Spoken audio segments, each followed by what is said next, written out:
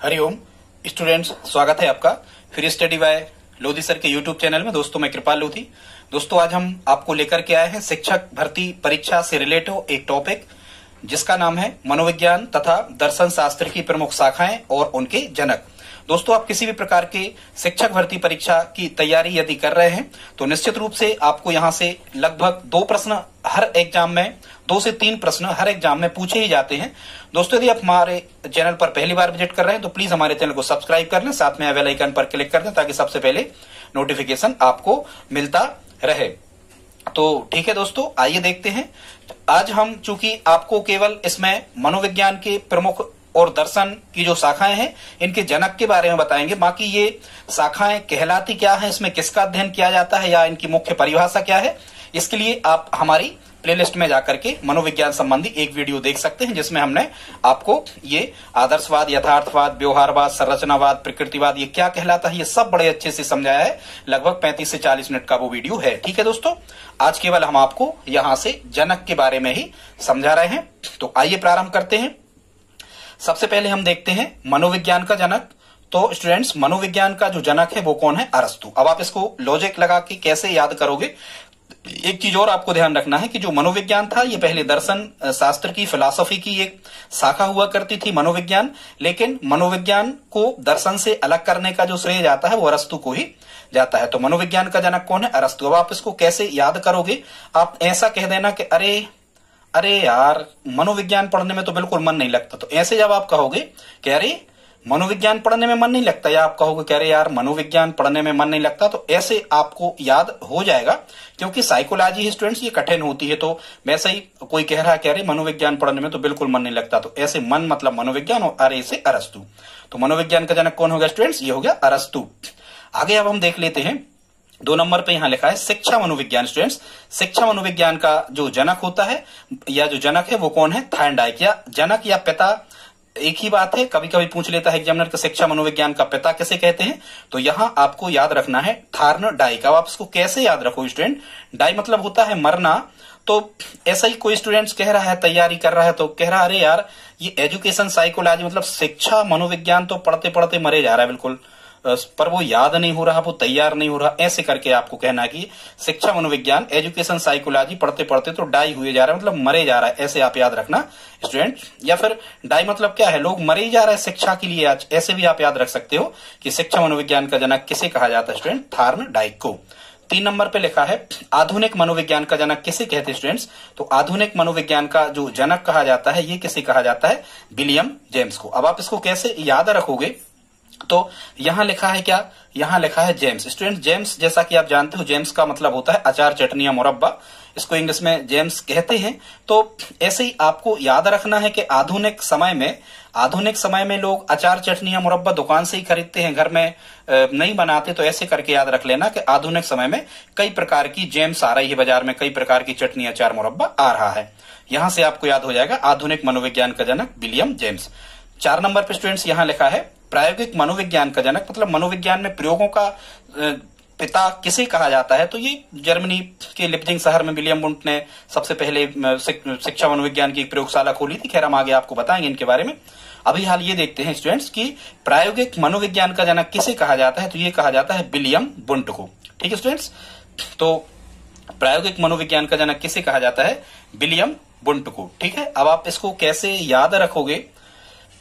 तो ठीक है, जैसे भी आपको करना है वैसे ही देखो। बुंट मतलब आप कह सकते हो कि बंटा टाइप का कोई गोल धातु का पदार्थ है, तो उस पर यदि आपने प्रयोग कर लिया तो पूरी पृथ्वी भी गोल है।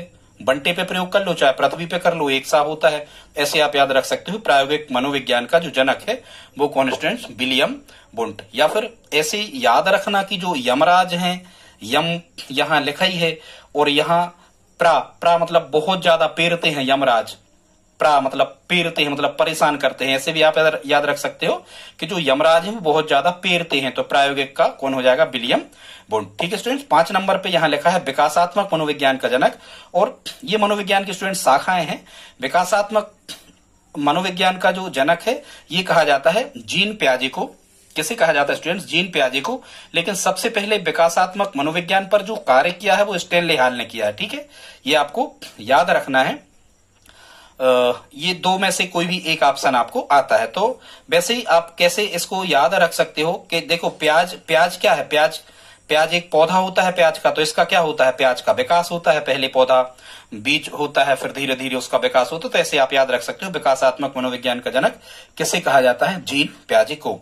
6 नंबर पे यहां लिखा स्टूडेंट, किशोर मनोविज्ञान का जनक कहा जाता है स्टैनली हॉल। सबसे ज्यादा किशोर मनोविज्ञान पर कार्य का श्रेय किसे जाता है, स्टैनली हॉल। तो स्टैनली हॉल को किशोर मनोविज्ञान का जनक कहा जाता है। अब आप इसको कैसे याद रख सकते हो, तो देखो जो किशोर होते हैं, किशोर वैसे भी बहुत ज्यादा चंचल होते हैं, मन यहाँ वहां जाता है या मन यहाँ वहां भटकता है। तो अपन लोग क्या कर देते हैं, जो सीनियर लोग होते हैं घर में, अभिभावक लोग जो होते हैं पेरेंट्स, वो किशोरों के कार्य पर स्टे लगा देते हैं। क्या लगा देते हैं, स्टे। और स्टे किशोरों के कई कार्यों पर हमें लगाना ही होता है, तभी वो सुधर के रहते हैं। तो ऐसे आप याद रख सकते हैं स्टूडेंट्स कि किशोर मनोविज्ञान का जो जनक है वो स्टैनली हॉल। ठीक है, या कहीं शोर हो रहा है, बाजा वगैरह, बैंड बाजा, लाउड स्पीकर चल रहा है, तो कई लोग वहां स्टे लगवा देते हैं, ऐसे भी आप याद रख सकते हो। 7 नंबर पे स्टूडेंट्स यहां लिखा है बाल मनोविज्ञान का जनक। तो बाल मनोविज्ञान का जनक कौन है, जॉन लॉक।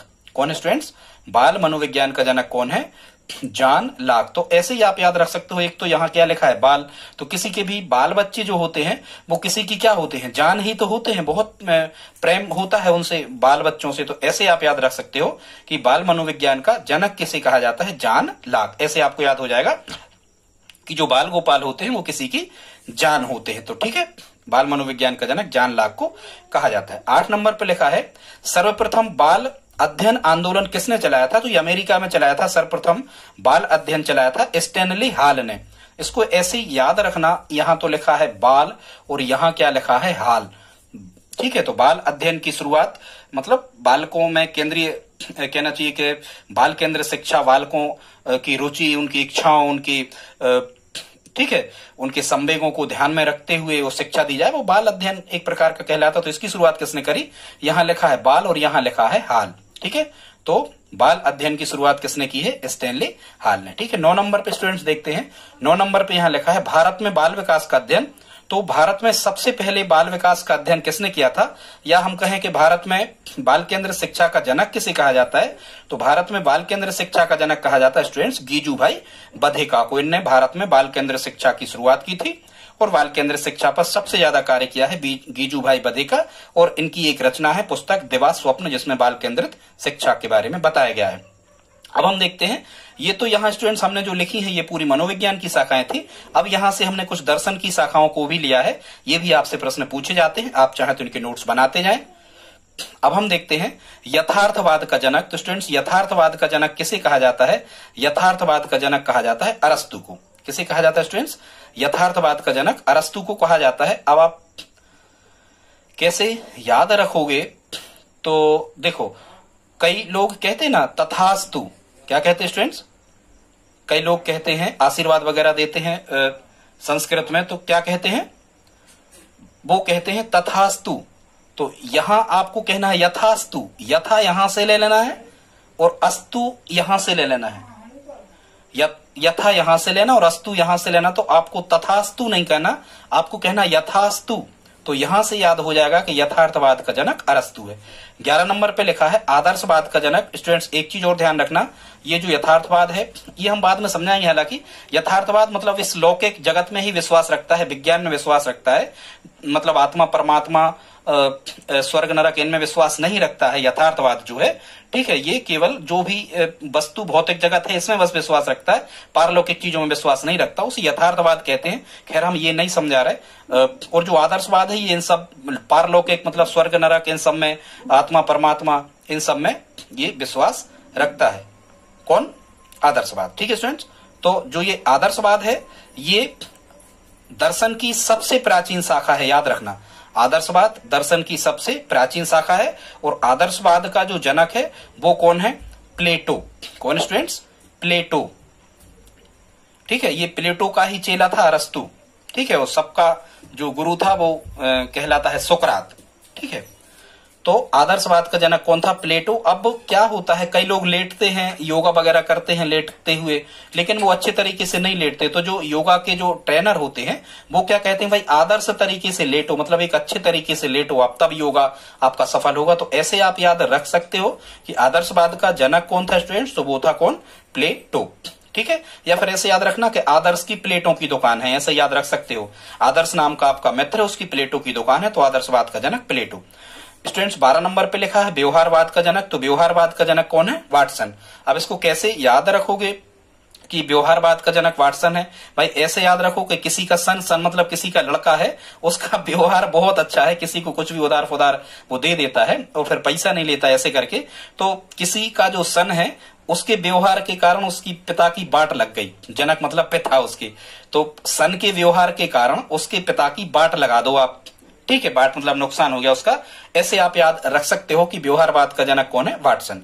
13 नंबर पर स्टूडेंट्स यहां पर लिखा है संरचनावाद का जनक, संरचनावाद का जनक, संरचनावाद का जनक कौन है? William wound. यहां से आप एक शब्द को पकड़ लो स्टूडेंट्स, हम तो ऐसे ही पकड़े, यहां से पकड़ लो आप किसे? चना। चना, चना सभी जानते हो, चना की दाल होती है, चना यहां से पकड़ लो। चना को आप काय में रखोगे? बिलिया में, बिलिया मतलब कटोरी में, तो चना को कटोरी में यदि आप रखते हो तो संरचना, चना, चना बिलिया में रखना है आपको, तो संरचनावाद का जनक हो गया विलियम वुंड, ठीक है। ऐसे आप याद रख सकते हो। फिर स्टूडेंट्स यहां देखते हैं 14 नंबर पे लिखा है गेस्टाल्टवाद, या इसी को हम कहते हैं समग्रवाद।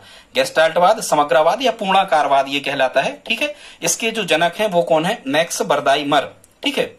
यहाँ कोहलर, कोफ्फा, बर्दाइमर तीन चीजों को हम पढ़ते हैं, तो कोहलर ने तो प्रयोग किया था, वो बर्दाइमर इसके जनक हैं, ठीक है। और कोफ्का सहयोगी थे, बाद में आगे हम आपको समझाएंगे समग्रवाद वगैरह ये क्या कहलाता है। अभी तो आप इतना याद रखो। तो देखो कैसे आप याद रखोगे स्टूडेंट्स, गेस्ट मतलब क्या होता है? मेहमान। जब कभी आपके यहाँ गेस्ट यदि आ रहे होते हैं, मेहमान यदि आ रहे होते हैं, तो एक तो वो बर्दाई मतलब वर्दी, विशेष प्रकार की ड्रेस मतलब वर्दी हम कह सकते हैं कि विशेष प्रकार की वर्दी वो पहन के आते हैं, सिलेक्ट करते हैं। और जब आपके यहाँ गेस्ट आ रहे होते हैं स्टूडेंट्स, तो आप भी विशेष प्रकार की ही वर्दी पहनते हैं, मतलब ड्रेस पहनते हैं, कपड़े पहनते हैं। ऐसे आपको याद रखना, कहीं भी गेस्ट शब्द आएगा तो उसके जनक या पिता पूछे जाएंगे तो बर्दाइमर ही कहलाते हैं। तो गेस्टाल्टवाद या इसी को हिंदी में कहते हैं समग्रवाद, इसके जनक कौन है? मैक्स बर्दाइमर या बर्दाइमर आप याद रख सकते हो। 15 नंबर पे लिखा है प्रकृतिवाद, इसका जनक तो आपको पता ही होना चाहिए। प्रकृतिवाद का जनक कौन स्टूडेंट्स?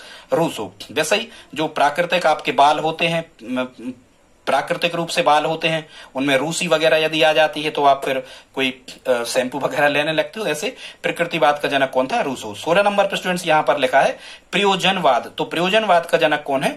John Dewey. इसको आप कैसे याद रखोगे कि प्रयोजनवाद का जो जनक है वो जॉन डीवी है? तो यहां देखो जन में भी यहां जॉन लिखा है, प्रयोजनवाद कर दो तो यहां भी जॉन लिखा है और यहां भी जॉन लिखा है, ठीक है स्टूडेंट्स। प्रयोजन, यहां भी प्रयोजन कह दो, जब भी आप पढ़ो तो प्रयोजनवाद कहो, तो यहां भी जान, और जॉन डीवी को जब आप पूरा नाम पढ़ोगे तो जॉन डीवी, ऐसे आप याद रख सकते हो। प्रयोजनवाद का जनक कौन था स्टूडेंट्स?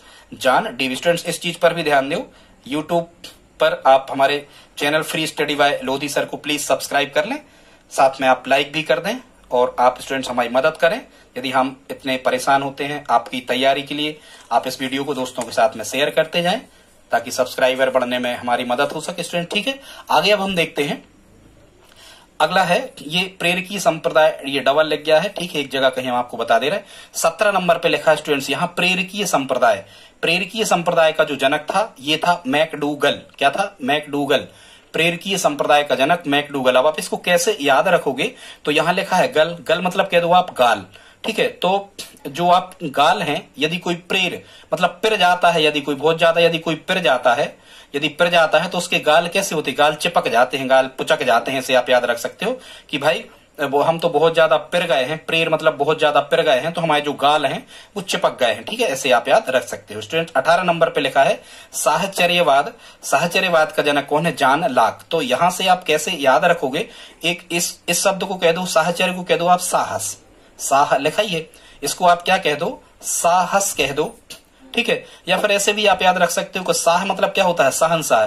तो जो सहनशाह होते थे प्राचीन काल में भारत में या अन्य देशों में हमने देखा, जो शाह मतलब होता है सहनशाह, सम्राट जो राजा होता था वो जो अपराध करता था उसकी नहीं सुनता था, उसे लाकर में वो डाल देते थे। ऐसे आप याद रख सकते हो। या जो साहसी लोग होते हैं वही लाकर में जाते हैं, ठीक है, वही लॉकअप में जाते हैं, ऐसे आप याद रख सकते हो। साहचर्यवाद का जनक जॉन लॉक। स्टूडेंट्स 19 नंबर पे यहां पर लिखा है मानवतावाद का जनक। मानवतावाद का जनक कौन था? अब्राहम मास्लो, ठीक है, अब्राहम मास्लो।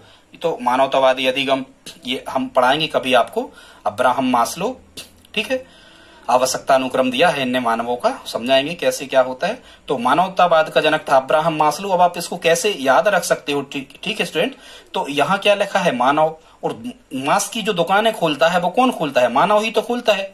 कहीं मुर्गा मीट मटन मछली की जो दुकान लगती है मांस की, तो कोई मानव है वो कह रहा है भाई हमारी दुकान से मांस लो, ठीक है। मानव ही तो मांस लेता है देता है, ऐसे करके आप याद रख सकते हो कि मानवतावाद का जनक कौन था, अब्राहम मास्लो।